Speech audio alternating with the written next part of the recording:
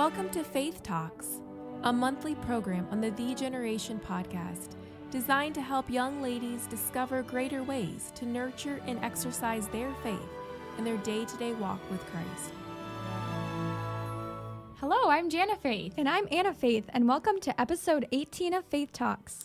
Well, I don't know about you all out there listening, but it is really starting to feel like fall around here. I think it was last Thursday was the first day of fall, and it almost seemed like the weather just like flipped a switch. Yes, it started like getting that snappy. It was like Wednesday, it was like 80 degrees, and Thursday it was like 60, 55, just bang. It seems like the weather almost has like a calendar or something. I was thinking about it when it snapped and started being cold. I was walking outside and I was like, this is the generation weather. Yes.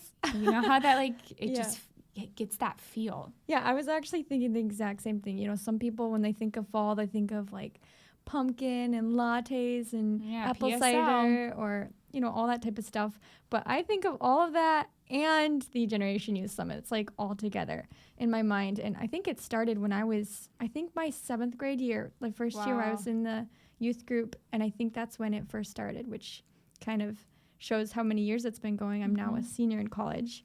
So that's crazy. But that's what I always think about.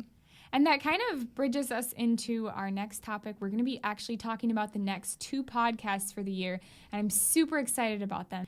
Now, as we were just talking about, the Generation Youth Summit is coming up in a few weeks, and we're really thrilled to be able to do a live podcast with Mrs. Summer Rains in front of a live audience. So those of you who might be coming to the summit, you can mark your calendars on Thursday morning. We're going to do a podcast workshop where you all can see just kind of what podcasting is like. And then I'm also excited about our final podcast of the year. Our guest speaker is going to be you all. Yes, you heard correctly. We're excited to offer the opportunity for our listeners to actually send in brief testimonies of how the Faith Talks podcast maybe has been a blessing to you. And it could be maybe one of the devotionals on the fruit of the Spirit. I know that was a while ago. Or maybe one of the stories the guest speakers gave, their testimonies. But we are just thrilled to be able to see and hear how God has used these stories and truths to touch your heart. So you can give us your testimony by filling out a form, and there's 2 ways that you can get to that form. Either go to thegeneration.org/FTT. Again, that is thegeneration.org/FTT, or you can look in the podcast description below and you'll see a link to the form. But don't worry, that may sound scary, like, I have to fill out a form, but they don't have to be long. And even just saying something like, I was stirred to witness to my Catholic neighbor after listening to Greta's testimony, it was such a blessing. Something like that is totally enough. But we're definitely excited. We will look forward to hearing from each of you. Getting back to today's podcast, though, we're excited about our guest today. We have with us Mrs. Britney Torres. She's a key part to our Spanish ministry at our church. And how about you just go ahead and tell us a little bit about yourself, Mrs. Torres? All right. As you said, my name is Britney Torres, and I've been married to my husband, Francisco, for almost 8 years now. My husband is a volunteer Spanish pastor in the Spanish ministry at our church, so I guess you could say that I'm an unofficial pastor's wife, but that's the role I fulfill in assisting my husband in that ministry. I've always had a burden for missions, so I love how God fulfilled my desire to be in missions by placing us in our own little mission field, reaching Hispanics here for Him. We know that God has called us in the future to start a bilingual church in the San Francisco Bay Area of California, where my husband grew up. But for now, we're content here until God clearly moves us to our next step.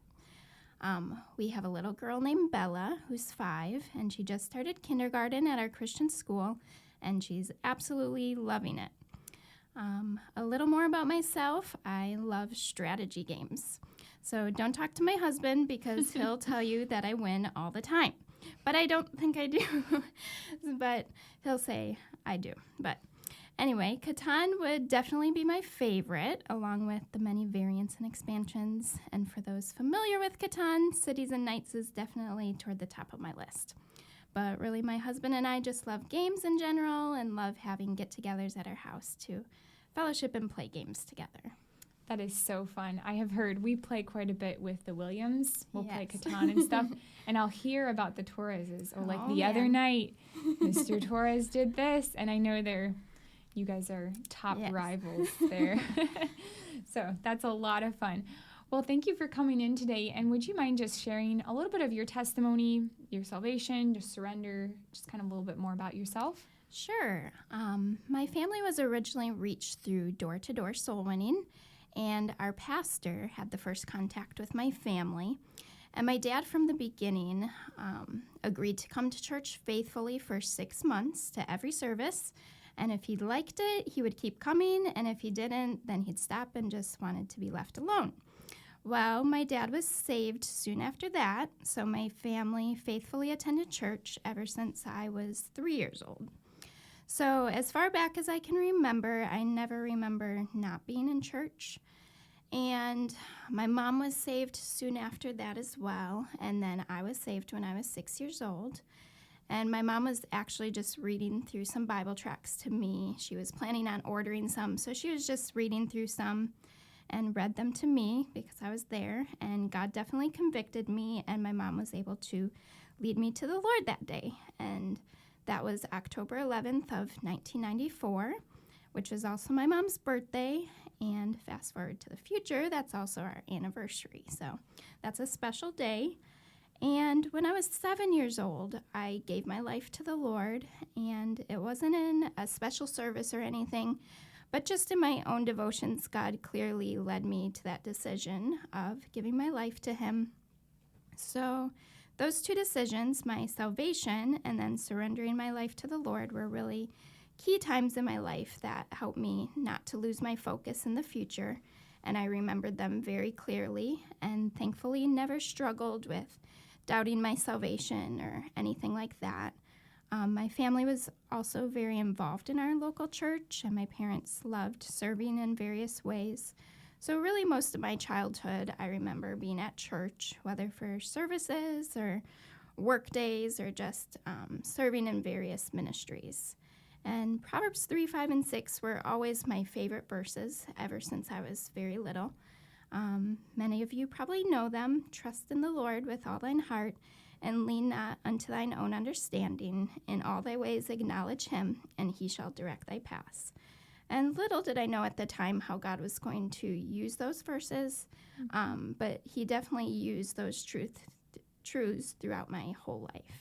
That's really neat. My mom loves those verses, and she'll say them all the time to us at home. Just trusting in the Lord, even if you can't see. Now, as you shared with me earlier when we were talking, can you just tell us, our listeners, about some of the different trials, I know, like from that point on, that you had been through in your childhood? Well, when I was 10, the Lord brought me through my first big trial, I would say. I remember very clearly after a church service leaving, and I knew something wasn't right. And at home, my parents sat me down and through tears told me that they were never going back to that church, and that I was no longer going to be in the Christian school there. And what grade would you have been? That would have been 4th grade. Okay. I was very young at the time, 10, I believe. So they didn't share a lot of details, but I knew there were a lot of hurts from various situations, and I'm thankful that through that all, they never turned their back on God, but they did become bitter toward certain people through the hurts they experienced. And for me, that was really an earth-shattering time, because really everything I knew and was used to wasn't going to be the same anymore. And I prayed for a couple days and sensed very clearly that God still wanted me in that church and in that Christian school.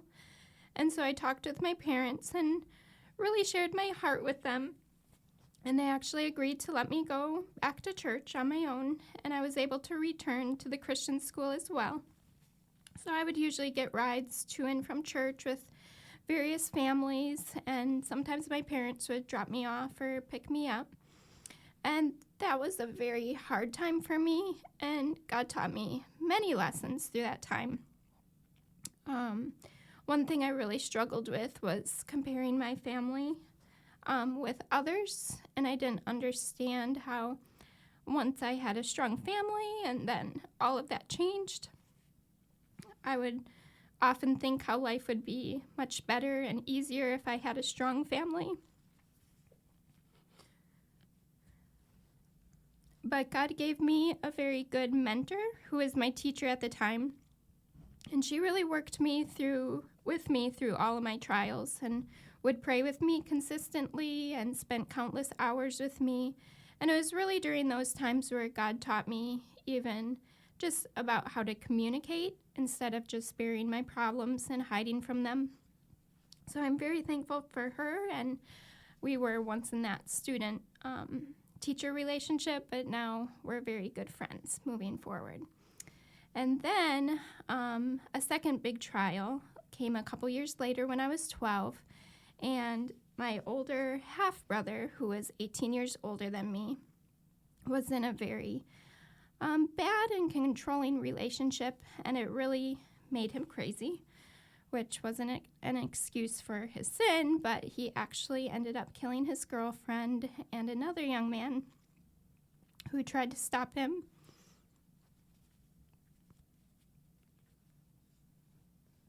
And he took his own life at the end.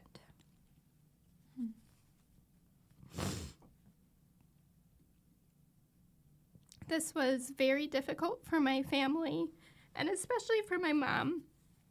It was definitely the hardest trial she ever went through. I wondered for a long time whether my mom would ever be the same. She had my brother when she was 16. She was only with a young man once and found out she was pregnant. And thankfully, she never thought of abortion. She never considered that. But she worked very hard to graduate early and get a good job to be able to support him. And she lived in the same area her whole life.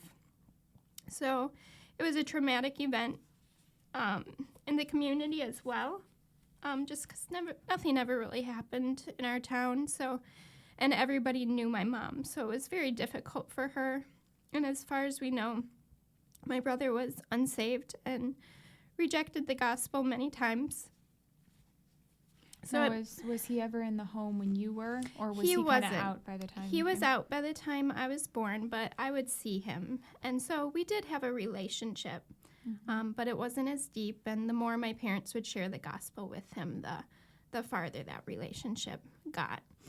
And I remember even Mom sharing with me, probably a few months before this all took place, my mom had written him a letter and just shared her heart with him and said she was sorry for anything she ever did to hurt him. But so she knew that God was going to work, and it wasn't the ending that she thought. And we never know if he did accept Christ. He knew the gospel very well. But so that was a really difficult trial. But really, that was the trial. That was the long process to soften my parents again and to eventually see them return to church years later. Now, when you were going through those different trials, did you ever struggle with bitterness, whether it was towards your parents, more at the first trial, or towards God, or was that a struggle for you? It was. I'm thankful that God really helped protect me from a lot of bitterness that could have been there toward the church or authorities in the church and toward my parents. But there was a short time in the beginning of high school that God showed me that I was starting to become bitter toward my parents just for leaving church in the first place. And there was a situation I was in, and God clearly convicted me and spared me from what could have turned into a bad situation. But he showed me through that bitterness was what had first opened that door to that situation in the first place. And then I decided to talk to my parents and confess that to them, that I had been becoming bitter toward them, and I asked for their forgiveness. And of course they forgave. I don't even think they realized through the course of any of that I was becoming bitter toward them. But God really restored and just renewed our relationship, and I'm so thankful for the conviction just of the Holy Spirit. He was always there, and I knew in situations what was right and wrong, and God really worked in my life to protect me. Continuing on, just through the prayer, I had prayed a lot for my family. And a couple years after dealing with the bitterness, so this would be later in my high school years, God finally answered the prayer that I had prayed for so long, and God actually brought my parents back to the church that they had left. And really for me, that strengthened my faith and really seemed like a miracle because I had never seen that happen for someone that had left and come back. So it was really neat how God really worked and really showed me that he cares and that he was answering prayer. Mm-hmm. Now, I know you've shared some of the lessons already that God had been teaching you through all of those trials, but what are some key lessons that God taught you that you'd like people to know? Let's see. So God really taught me many lessons of faith growing up. He taught me that he answers prayer, even things that seem impossible. He also brought me to the point where I truly believed that my family was perfect for me, and he made me so thankful for my parents and the family that God placed me in. He also taught me that I should never waste trials. Trials were given to me out of God's love, not only to refine me and to draw me closer to him, but also so I could use them to minister to others. And just thinking through it all, God blessed me so much. There were many blessings. I'm very thankful for each of the trials God had given to me, and I'm definitely still no stranger to trials. My dad's gone through chronic illness basically my whole life and has been through cancer, maybe more recent in my married life. I've gone through miscarriages and currently going through secondary infertility.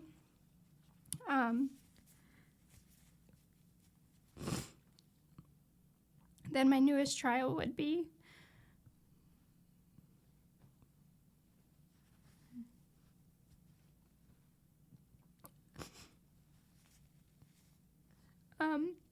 my mom.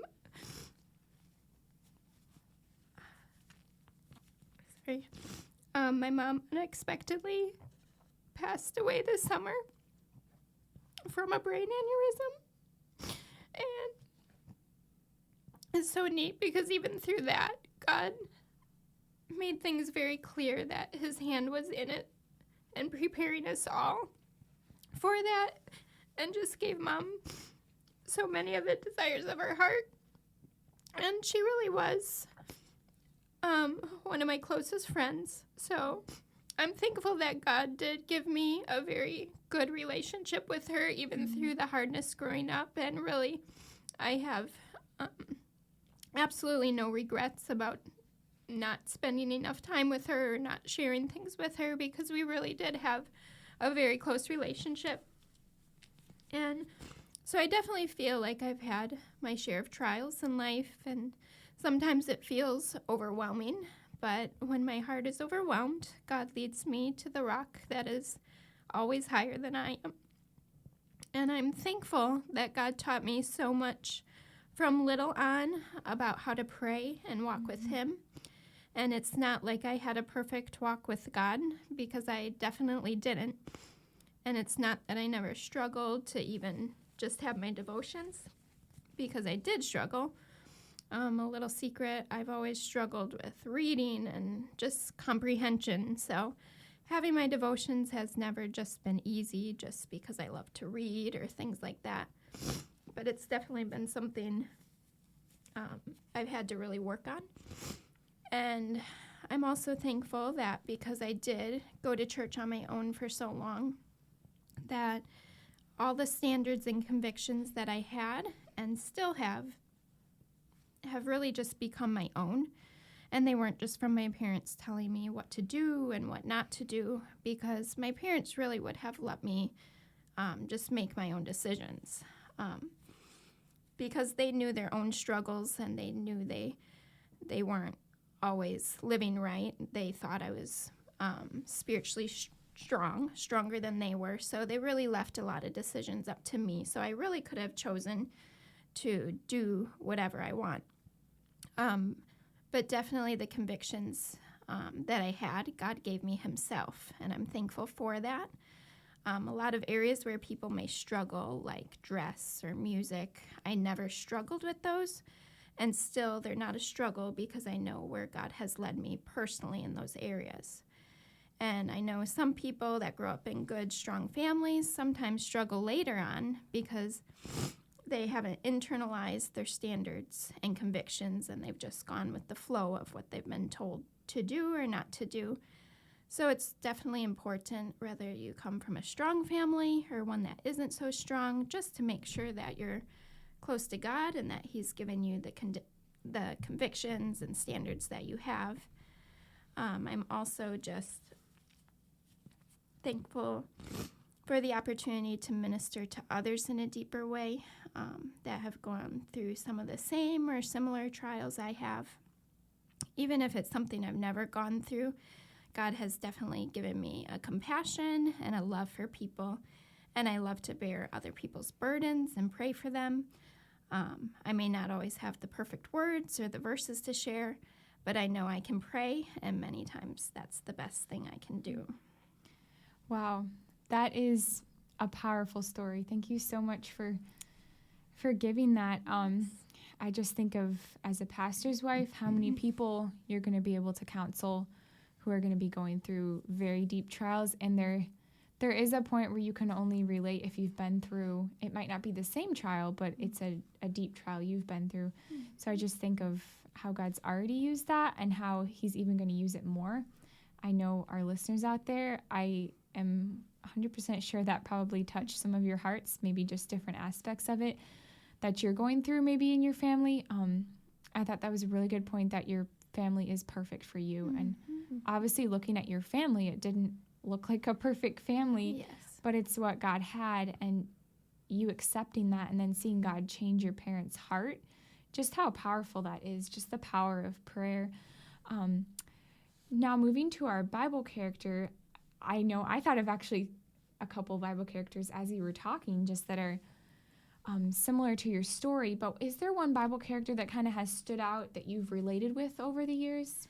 Yes, actually, Joseph in the Bible has always been my favorite character, and this was even before all the trials that I had gone through. But he went through many big trials and didn't necessarily have his family backing him up.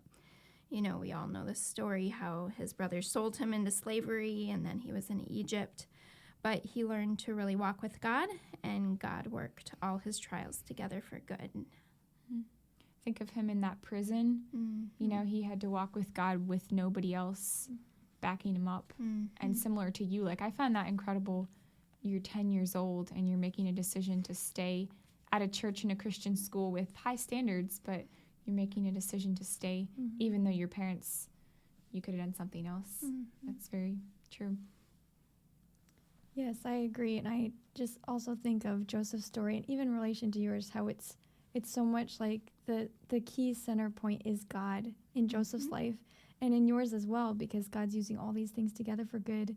I was even thinking of all the things that you don't even know yet that God wants to use, and even this podcast, and just the ways that he uses those trials in such a more abundant way of, you know, it seems so negative, but he ends up using it in such a positive way, more than you would have ever thought.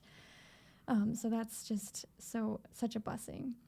So do you have any application points from what God has done through these trials, that even just specific things our listeners can apply to their lives right now? Yes, just some takeaways, since I've covered a lot of different areas.